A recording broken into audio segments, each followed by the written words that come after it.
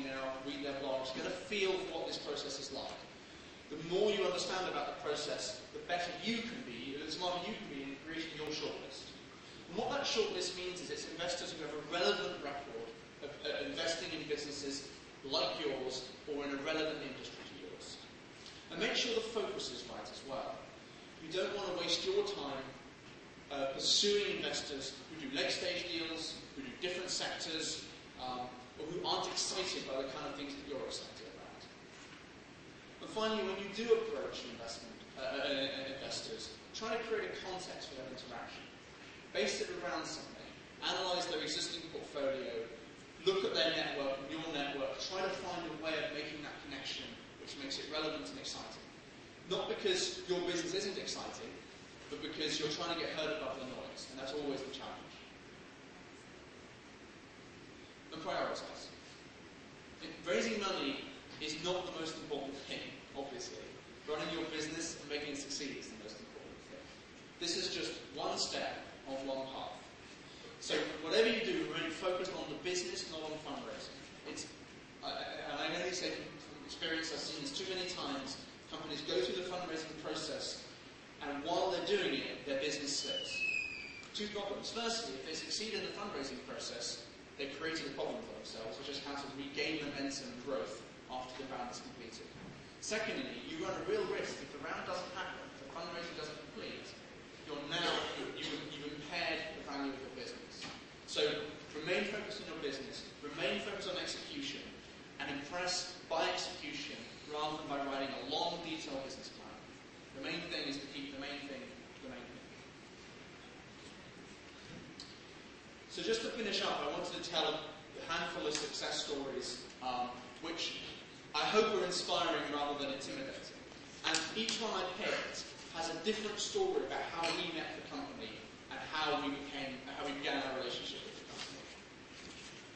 The first is Stardol, and we first met Stardol because one of the partners at Index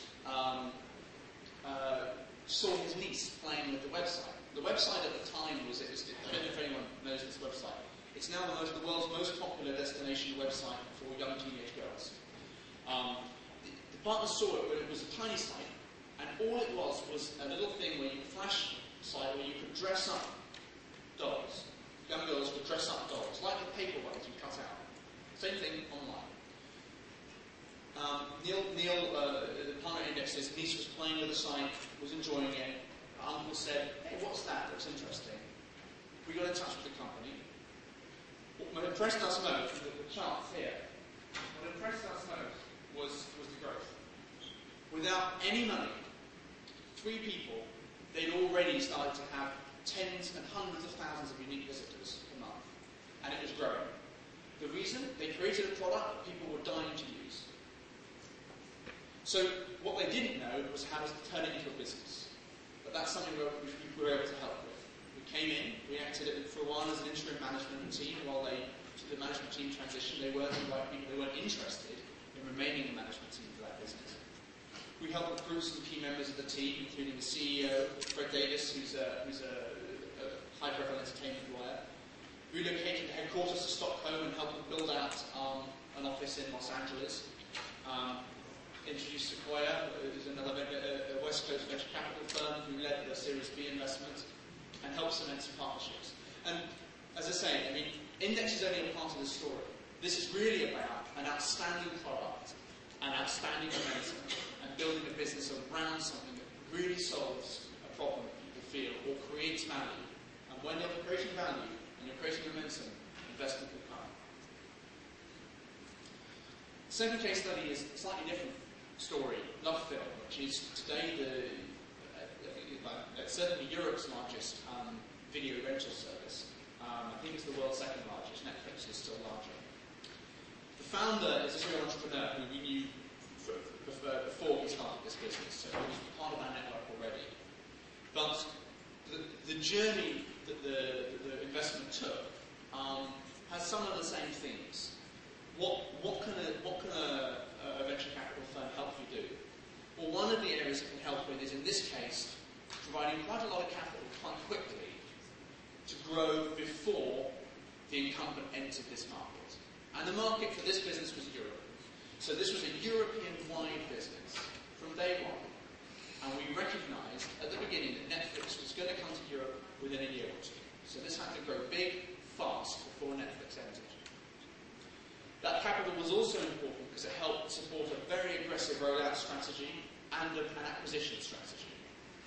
It helped with the rebranding, and it helped internationalise, and it helped build crucial white label partnerships with retailers like Tesco, which is the UK's largest retailer. I think it's one of Europe's largest retailers, as well as other key partnerships. And crucially, I hope we're able to help, and fingers crossed, we'll be able to help as and when this business goes public, which I think is the next exciting step. And the third one is a small company you may not have heard of, which I suppose I have to beg your forgiveness for mentioning twice. I visited Estonia for the first time about 6 months ago, and what's really impressive about this company in Estonia is just what a difference it's made.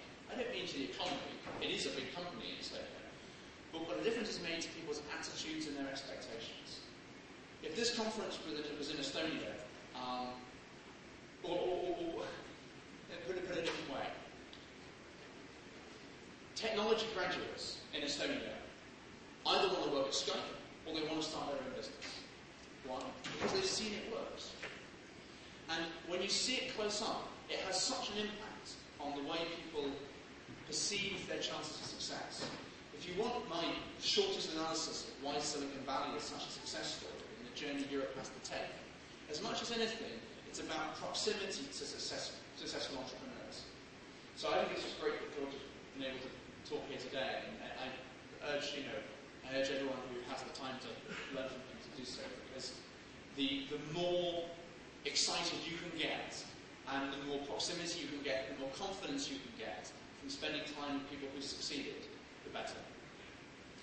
So Index was a relatively early investor. In fact, we met one of the other investors at a conference. That's how we first came across the company.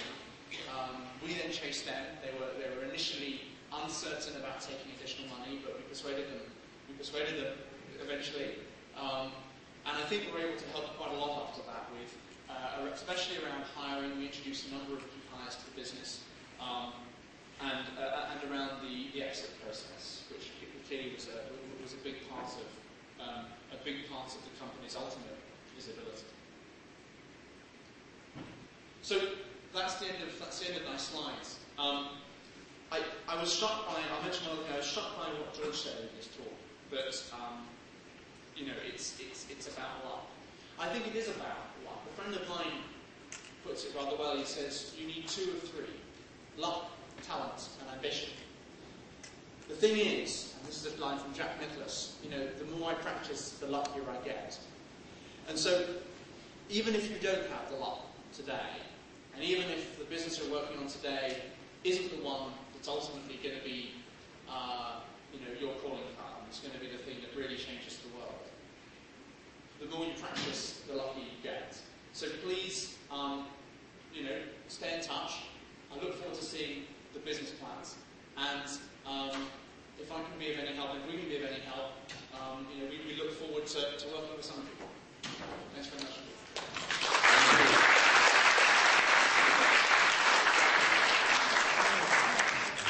Thanks go to Greg also for being in time, so you really are present. Anyway, to the ambition part, I would probably just add a little bit is passion, which probably comes along, but what we, and I guess Index, love to see are passionate entrepreneurs, the ones who have pining desire to make it happen.